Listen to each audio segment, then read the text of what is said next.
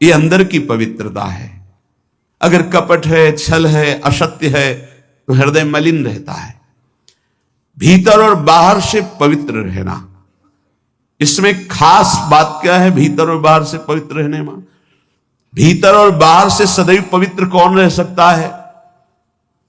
तो बोले जो पुंडरीकाक्ष भगवान श्री हरि का, प्रियाजू का स्मरण करता रहता है वो शवाभ्यंतर शुचि, वो बाह्य और अभ्यंतर दोनों से पावन रहता है। तीसरी जो कृपा का लक्षण है, अर्थात वो सदैव भगवत चिंतन परायण, शौचाचार का पालन करने वाला, बाहर और भीतर से हरि कृपा पात्र पवित्र रहता है। लघु शंका में जल पात्र में रखा जाता है, जनेंद्रिय को पवित्र किया जाता है, फिर हाथ रज से धो के, फिर कुल्ला करके, आचमन करके, पैर धोकर, ऐसे पवित्र आचरण, ऐसे पशुवत व्यवहार ठीक नहीं। कुछ लोग ऐसी गलती करते हैं कि जिसमें शौच हुआ जाता है उसी में बैठकर लघु शंका करते हैं, तो सारे वस्त्र, पूरा शरीर अपवित्र हो गया आपका। अब तो अटैच बाथरूम की व्यवस्था माया ने कर दी है। हमें लगता है कि शौचालय अलग होना चाहिए और स्नान गृह अलग होना चाहिए, थोड़ा ही चाहे भेद हो, अंतराय होना चाहिए पवित्रता के लिए। अब ये शौचालय है, यही स्नान करना है, यही लघु शंका करनी है, तो पवित्रता का निर्वाह नहीं हो पाता। यदि जिस उस जगह आप शौच करते हैं, जो बैठकर उसी पे बैठ के लघु शंका करते हैं, तो आपको पूरा वस्त्र सहित स्नान करना चाहिए पवित्रता के, तभी बुद्धि भ्रष्ट हो जाती है। आपको मंत्र का निरंतर चलना ये कठिन पड़ जाएगा। पवित्रता का निर्वाह करो। देह राग मिटने के बाद एक स्थिति आती है, अवधूत स्थिति, उसमें फिर शरीर की पवित्रता का कोई संबंध नहीं रह जाता।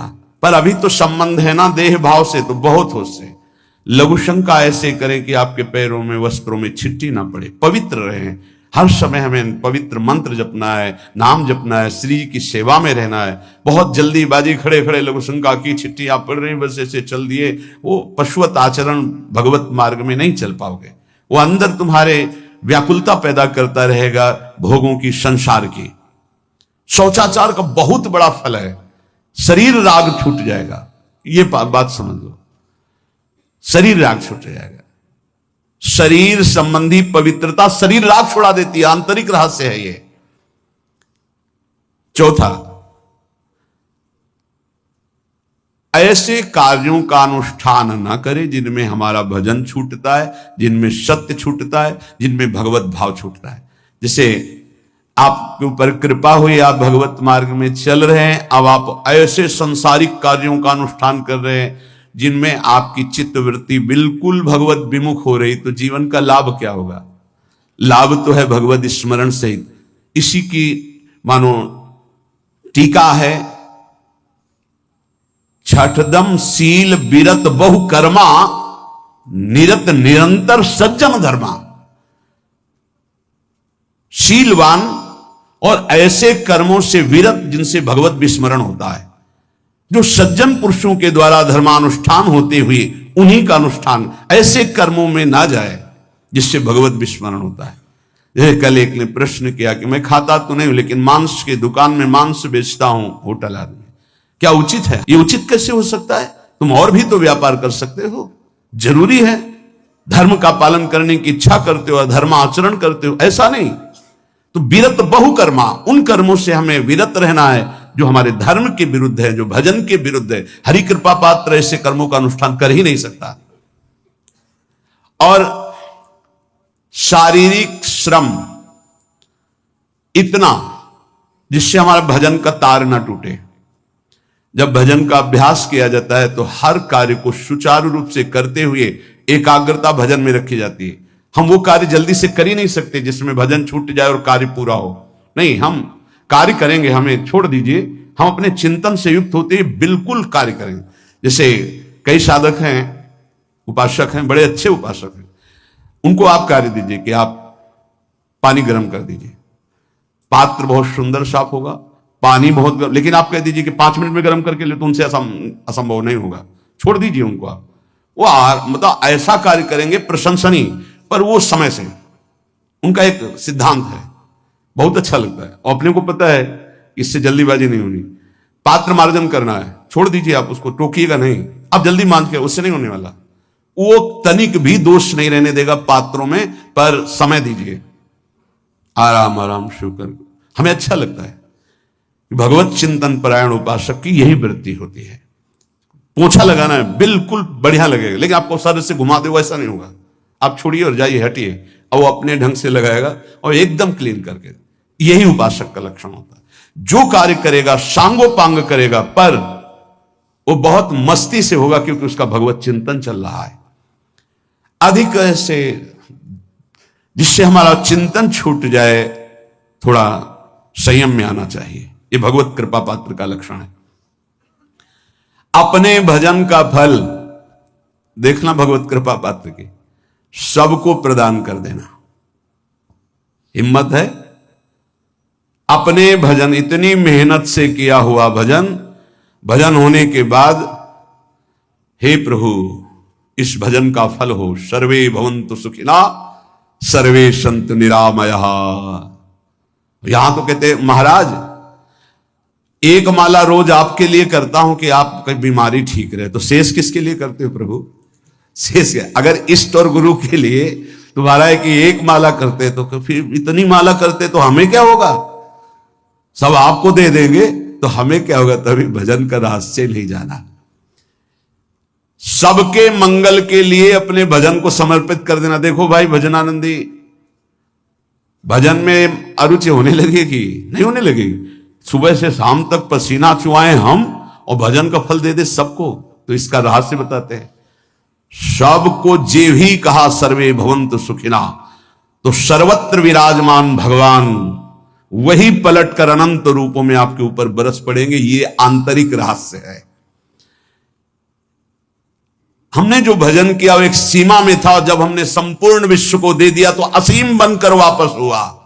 ये भाव न समझ में, अगर ये भाव न कहे तो एकदम लगे हम अपना भजन क्यों दे दें सबको। उस सर्वात्मा में विराजमान जो हमारा प्रभु है उसी को समर्पित कर, सर्वे भवन्तु सुखिना। तो वो सब पलट कर सब जगह से वापस आया, सबका आशीर्वाद आया और वो महान बनता चला गया। ये लाभ है, आंतरिक लाभ है। अगर तुम्हारा भाव ऐसा न बनता हो तो आप प्रभु को तो अर्पित करते ही है ना, तो वही प्रभु सब में विराजमान है। ऐसा भाव करके सर्वात्म स्वरूप भगवान को हमारा भजन समर्पित है। सब रूपों में प्रभु विराजमान है। ये हरि कृपा पात्र का लक्षण चल रहा है। और छठवां, अपने भजन से अपने लिए कुछ भी ना चाहना और दूसरों की तो बात जाने दो, दूसरों से कुछ ना चाहना ये तो ठीक है। अपने भजन से अपने लिए कुछ ना चाहना है हिम्मत। देखो ये हरि कृपा पात्र में हिम्मत होती है। अपना भजन अपने प्रयोग में ना लाना, इसका भी आंतरिक रहस्य है। अपने प्रयोग में आप शरीर को लेकर के बोलेंगे, अगर स्वरूप को लेकर तो प्रयोग की कोई वहां जरूरत ही नहीं। स्वरूप पूर्ण काम है, वहां कोई अभाव नहीं। जब आप कोई भाव अपने लिए करेंगे तो देह भाव होगा। देह भाव से किसी विषय की मांग होगी। विषय पूर्ति भजन का फल नहीं होता, भजन का फल होता विषय निवृत्ति। बहुत जोर की बात है, कैसे समझ में आए? अपने भजन का भी फल अपने लिए नहीं, दूसरों से कुछ चाह रखना तो बात ही जाने दो। भजन से भी कोई अन्य सुख की चाह नहीं हुई। क्या चाहिए? भजन ही बनता रहे, भजन का फल भजन बनता रहे, खूब निरंतर जप करते रहे। सातवां, किसी भी मान सम्मान कीर्ति पद प्रतिष्ठा के मिलने पर हृदय का असंतुष्ट हो जाना, यह हरि कृपा पात्र का लक्षण होता है। प्रणाम नमस्कार जय हो तो हृदय में असंतुष्ट हो जाना चाहिए। कोई किंचन मात्र अभिमान न उदय हो जाए। प्रभु बचाओ, ये माया की चकाचौंध से बचा लो नाथ। कौन सा अपराध बन गया कि आपकी जय की जगह यहां हमको ऐसा सुनना पड़े। जैसे एक बार महापुरुष जन कह रहे थे कि जब गुरुजन बड़ाई करने लगे सामने शिष्य की, तो उसको ग्रीवा झुका लेनी चाहिए और पश्चाताप करना चाहिए कि कोई गलती हो गई, आज हमारे गुरुजी ने हमारी बड़ाई कैसे कर दी, इसका मतलब कोई दोष बन गया, कोई गलती हो गई, और प्रार्थना करना चाहिए कि क्षमा कीजिएगा महाराज, अगर कोई गलती हो तो दंड दीजिएगा, लेकिन ये दंड मत दीजिएगा कि आप हमारी प्रशंसा कर रहे हैं। भगवान, इससे बड़ा और कोई दंड नहीं हो, ऐसा महसूस होना चाहिए। सम्मानम कल्याति घोर गरलम, ये हरि कृपा पात्र का लक्षण है। नीचापमानम सुधा, नीच पुरुषों द्वारा किया हुआ अपमान अमृत के समान लगे और सम्मान विष के समान लगे। मान प्रतिष्ठा कीर्ति जिसके लिए बड़े बड़े लालायित रहते, हरि कृपा पात्र को विष की तरह चुभती है। और 8वां, किसी भी प्राणी समुदाय से संबंध ना रखते हुए सब पर दया की भावना, सब पर कृपा की भावना, सब पर करुणा मैत्री पर किसी से ममता नहीं। ये सूत्र बहुत व्यवहार में प्रयोग करने योग्य है। सबसे करुणा और मैत्री पर किसी से ममता नहीं। करुणा तो करी भरत जी ने, मैत्री भी की मृग से, पर ममता रहित नहीं रहे। ममता कर ली तो अगला जन्म हिरण का हो गया। ममता नहीं रखनी। निर्ममो निरहंकारा, करुणा मैत्री तो करनी है, जैसे इसमें आदेश गीता में जी आदेश है, अद्वेष्टा सर्वभूता मैत्र करुण एवच, पर निर्ममो निरहंकारा, ये साधक की चतुरता है। प्राण मात्र पर दया कृपा करुणा मैत्री, पर ममता नहीं। ममता किसी से, और यहां करुणा मैत्री ये तो गायब हो गई, केवल ममता रह गई है। अपने शरीर से ममता, शरीर संबंधियों से ममता, विषय भोगों से ममता, यही जहर है। संबंध में ये ममता ही जहर है, विचारों में अहंकार जहर है, कर्मों में ये आसक्ति जहर है।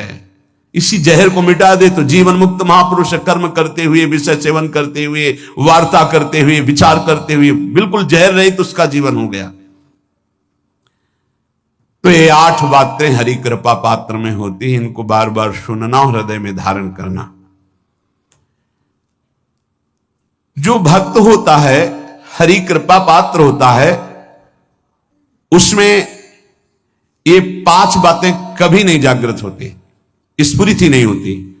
पहला, किसी से ईर्ष्या, दूसरा किसी से घृणा, तीसरा किसी से भयभीत हो जाना, चौथा भजन सेवन नृत्य गायन आदि में लज्जा लगना, पांचवा किसी की निंदा करना, ये नहीं होती।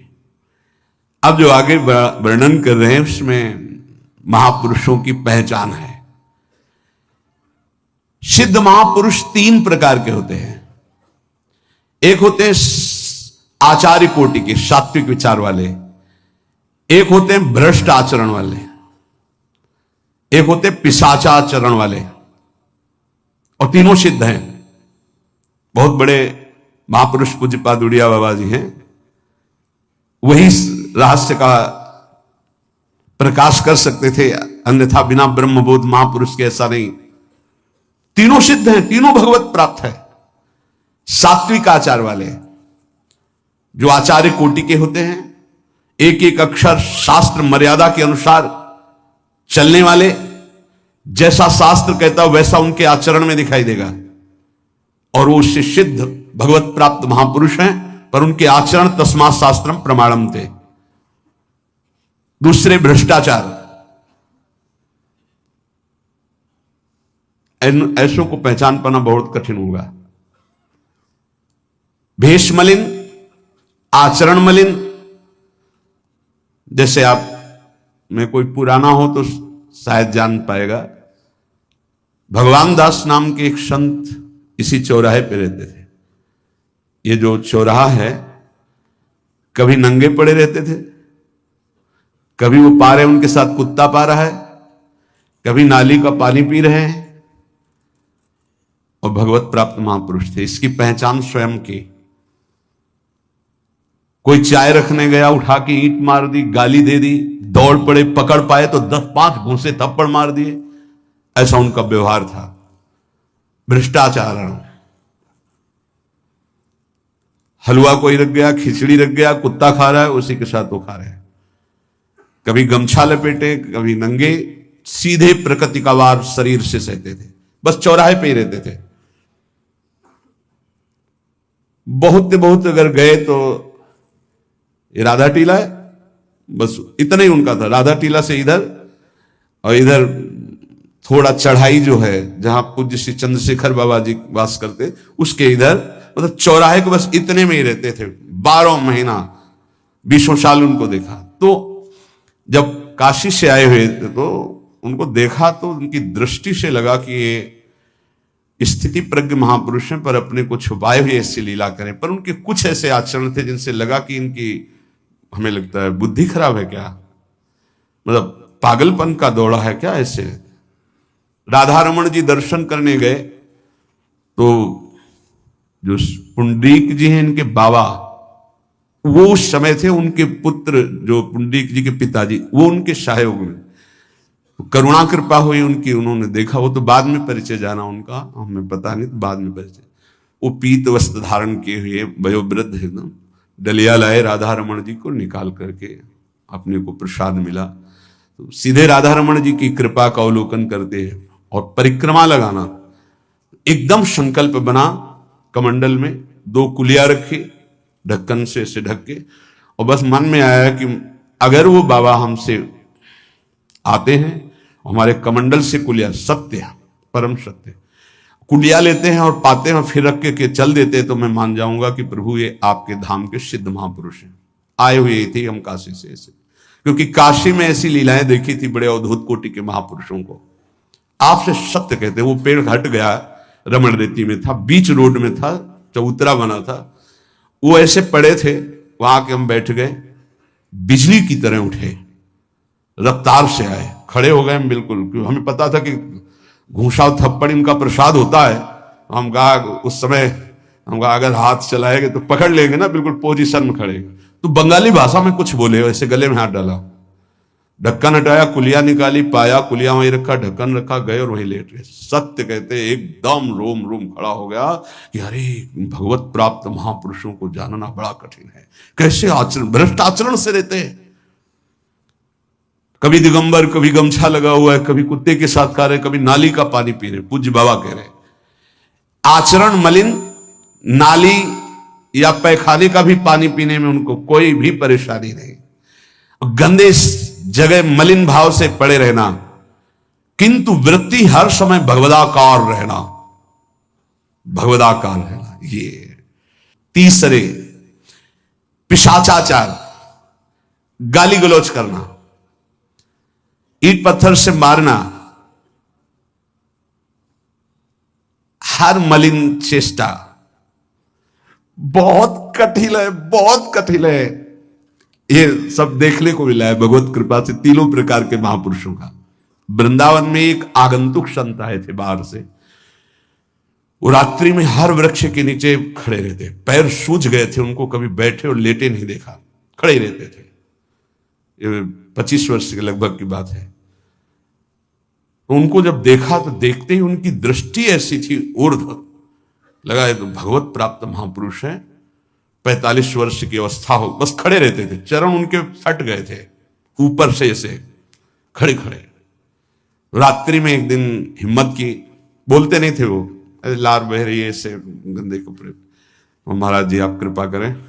उस समय मदन टेर में ये आप आइए, तो सहज में से खड़े हो गए। तो आटे के 4 लड्डू हमें मिले हुए थे, तो कहा आप कृपा करके पाइए, पाले। तुमका आपका ये जो बाहरी परिवेश है और आपके जो बाहरी लीलाएं हैं, ये बाहरी लोग तो भले न समझ पाए, पर प्रभु मुझे ऐसा अनुभव होता है आप भगवत प्राप्त महापुरुष हैं। रो पड़े हो, कभी हमने उनको ऐसा नहीं देखा, रो पड़े। और उनका ये हमारे गुरुदेव की कृपा है। उनका कब से वृंदावन आप आए? बोले कुछ दिन हुए। बोले वृंदावन की रच का प्रभाव कितना दिव्य है कि अब जाने का मन नहीं होता है।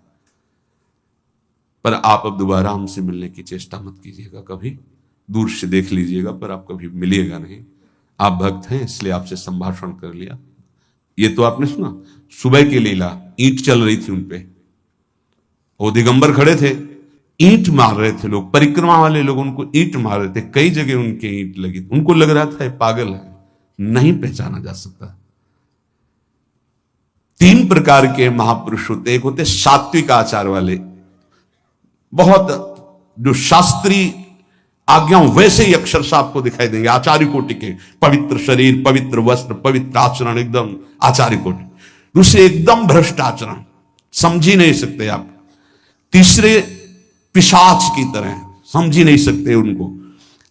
अब लाभ होता है केवल पहले वाले से, सात्विक, तस्मात् शास्त्रम प्रमाणम थे, इससे जनता का लाभ होता है। इन 2 से विशेष हानि हो जाती है, क्योंकि इनके आचरण ऐसे होते हैं, साधु अवज्ञा तुरंत बहुत जल्दी विनाश होता है ऐसे महापुरुषों के अपमान से। सात्विक महापुरुषों के नहीं, अगर उनसे अपमान भी हो जाएगा तो क्षमा करेंगे वो सब। इनको न क्षमा से मतलब है, न पिटाई से मतलब है, इनकी दैवी शक्ति तुम्हारा नाश कर देगी। ऐसे से बहुत, क्योंकि इनको समझ में नहीं आएगा ना। काशी में भी देखा, कुल्हड़ चल रहे हैं सब, और ब्रह्माकार वृत्ति है, लोग समझ नहीं पा रहे हैं, चाहे कि कुल्हड़ जमा है, मार रहे हैं उनके ऊपर ऐसे किया, बिल्कुल जो चर्म है प्रकृति को सहते सहते भैंसे का जैसे हो गया मोटा एकदम, और उनके ऊपर मार पड़ रही है, वो मुस्कुरा रहे हैं, चल रहे हैं। हमका गजब हो गया, ब्रह्माकार स्थिति महापुरुष के सामने, ऐसे कोई समझ ही नहीं पाता। तो कह रहे हैं ऐसे भक्तों से प्रायः सबकी हानि हो जाती है, क्योंकि समझ पाते नहीं कि स्थिति क्या है, और जब उनका अपमान करते हैं, उनको मारते हैं, पीटते हैं, उनका सर्वनाश हो जाता है।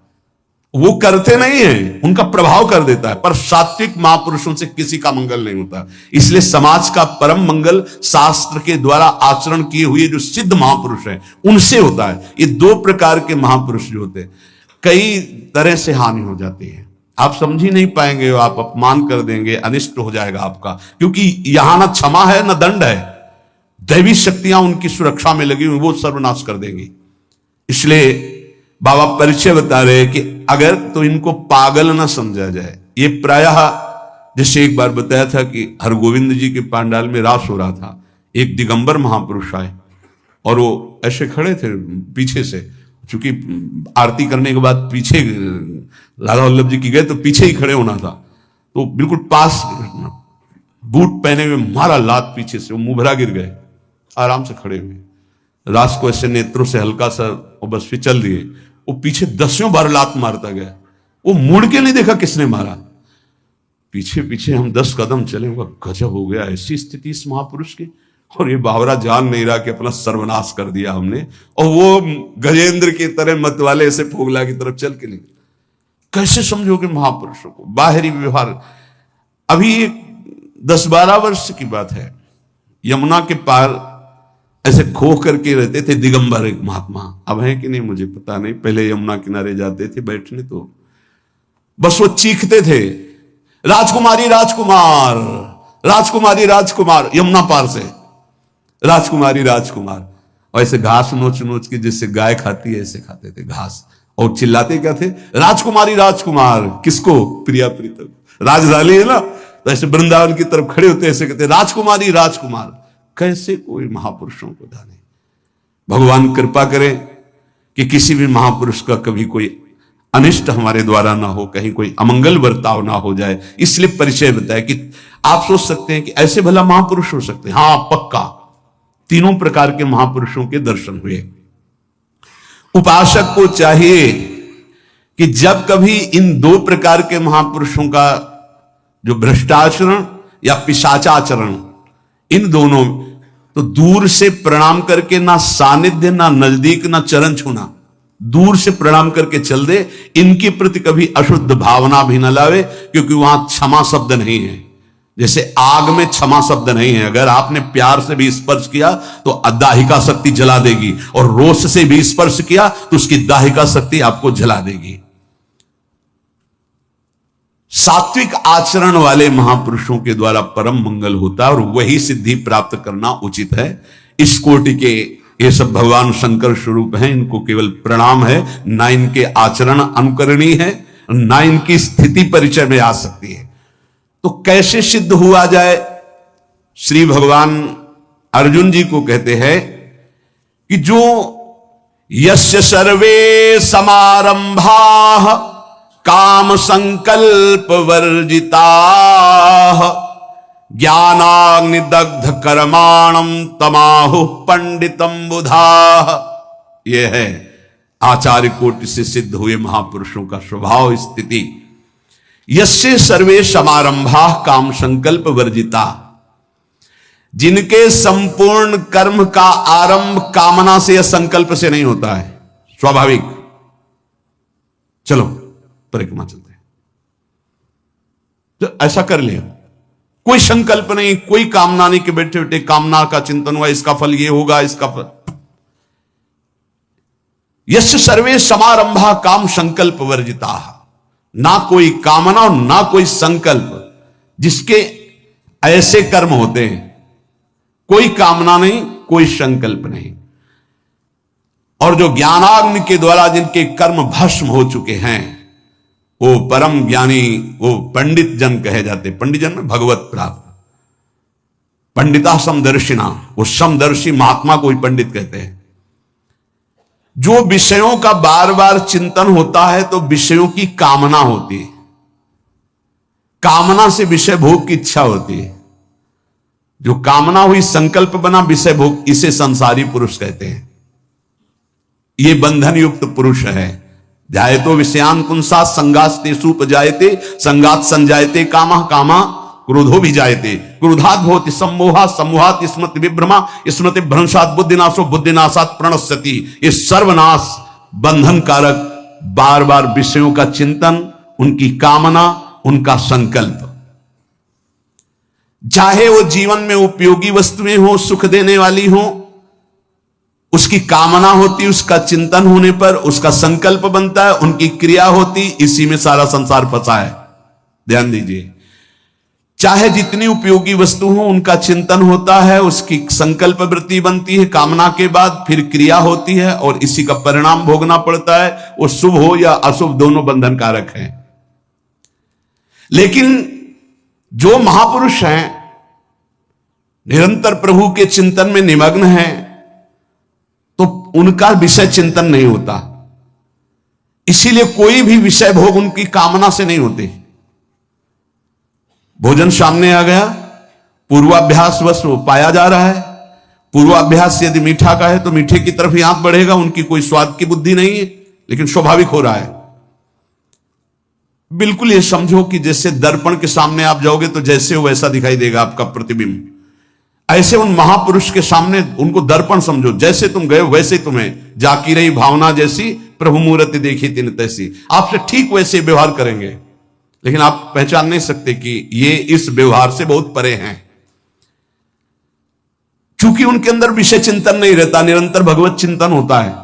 इसलिए उनके अंदर कोई कामना नहीं रहती, इसलिए कोई संकल्प नहीं बनता, इसलिए बिना संकल्प की क्रियाएं हो रही। अब जो कामना और संकल्प करके क्रियाएं कर रहे हो, कैसे पहचान पाएंगे? उनका सारा कर्म बिना कामना और संकल्प का होता है। ये कामना और संकल्प दो बीज हैं संसार के, इसी से संसार वृक्ष में वो बंधा हुआ है। यद्यपि नहीं बंधा फिर भी बंधा है। कामना और संकल्प दो बात, इसी से कर्म होते हैं, इसी से उसको फल भोगना होता है। दो बातें, और ये दो बातें ज्ञान में या भक्ति में भस्म हो जाती हैं, कामना और संकल्प, तो बीज ही नहीं पड़ता कर्म का, वो कर्म अकर्म हो जाता है, वो बाध नहीं पाता है। कामना और संकल्प रहित, कामना और संकल्प, ये खूब भजन करो, उसी से जाएंगे। या सुंदर विवेक हो गया तो देह भाव रहित चिंतन है तो कामना नहीं, देह भाव रहित चिंतन है तो संकल्प नहीं। क्रियाएं होंगी, क्रियाएं जैसे ढलान में इंजन बंद कर दो, गाड़ी फ्री छोड़ दो, वो चलने लगेगी ना। ऐसे सिद्ध महापुरुष का जीवन चलता है, इंजन बंद है, संकल्प नहीं है, कोई कामना नहीं है, पर आपको क्रियाएं होती दिखाई दे रही। वो संकल्प रहित महापुरुष, समझ पाओ तो जैसे ढलान में गाड़ी का इंजन बंद है, बिल्कुल पेट्रोल खर्चा नहीं हो रहा पर गाड़ी चल रही है, ऐसे सिद्ध महापुरुष का जीवन चल रहा है। कोई संकल्प नहीं, कोई कामना नहीं।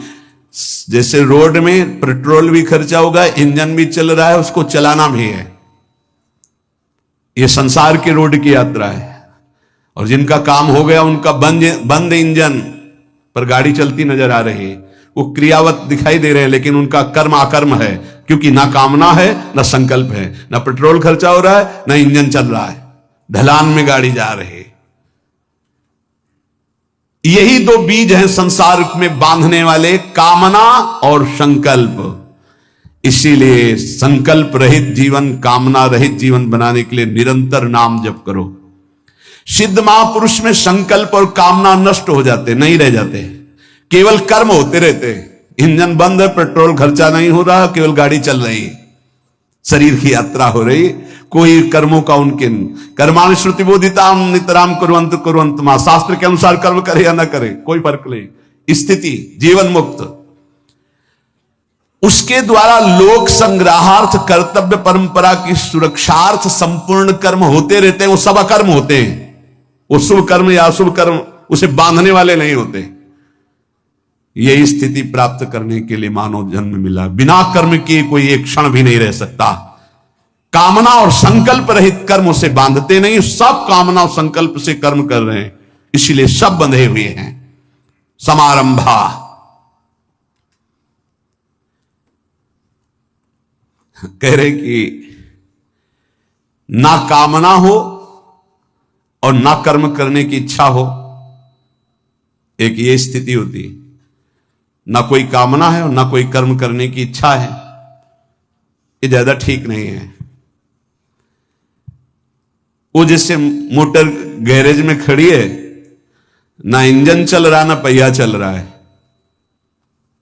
नहीं, मोटर का प्रयोग चलने पे है, खड़ी है तो मात तो नहीं, ना कामना है ना कर्म है, ठीक नहीं। दूसरा है, कामना होती पर कर्म नहीं होती। मोटर चालू करने पर इंजन तो चलने लगता है पर पहिया नहीं चल रहे, खड़ी खड़ी स्टार्ट कर दो, ये भी ठीक नहीं। फालतू में पेट्रोल खर्चा हो रहा है, इंजन चल रहा है। कामना है, इंजन चल रहा है, पर कर्म नहीं, बैठे बैठे मनोरथ हो रहे हैं, ये भी ठीक नहीं। तीसरा, कामना होती है और कर्म भी होती है। मोटर भी चालू है और पहिया भी चालू, अर्थात रफ्तार से चल रही है, ये भी ठीक नहीं। क्यों? क्योंकि कामना से कर्म होते जाएंगे, कर्म से कामना होती जाएगी, ये तो सृष्टि का चक्र चलता ही रहेगा। बोले कामना नहीं है पर कर्म हो रहे हैं, बोले ये ठीक है। क्या? बोले निरापद ढलवा मार्ग है, इंजन बंद है, पेट्रोल का खर्चा नहीं पर गाड़ी चल रही, ये जरूरी है। ये सिद्ध महापुरुष भगवत प्राप्त की ऐसी स्थिति होती है कि कामना संकल्प रहित है पर कर्म हो रहे हैं। शायद समझ में आ रहा हो या ना आ रहा हो, क्योंकि गूढ़ विषय है, क्योंकि कामना और संकल्प में ये सब विचरण कर रहे, कैसे समझ पाएंगे। एक है जो कामना नहीं है और कर्म नहीं है, भगवान उनकी बड़ाई नहीं कर रहे। गाड़ी का प्रयोग क्या है? गाड़ी का प्रयोग है यात्रा होनी चाहिए, गैरेज में खड़े खड़े खराब हो जाएगी। शरीर का प्रयोग क्या है? जगत मंगल होना चाहिए।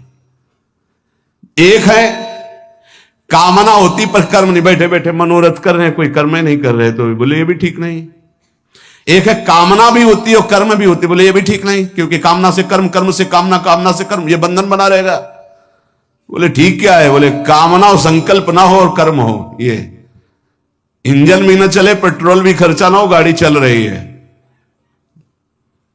संकल्प कामना रहित भगवत चिंतन परायण महापुरुष से जो कर्म होते हैं वो जगत मंगल कारक होते हैं, और वो उसके बंधन कारक नहीं होते। किसी को भी किंचन मात्र मंगल नहीं हो सकता। ये महापुरुष जगत मंगलमय होते हैं, जिनकी ना कोई कामना है ना कोई संकल्प है, और भागवतिक कर्म हो रहे जगत मंगल के लिए।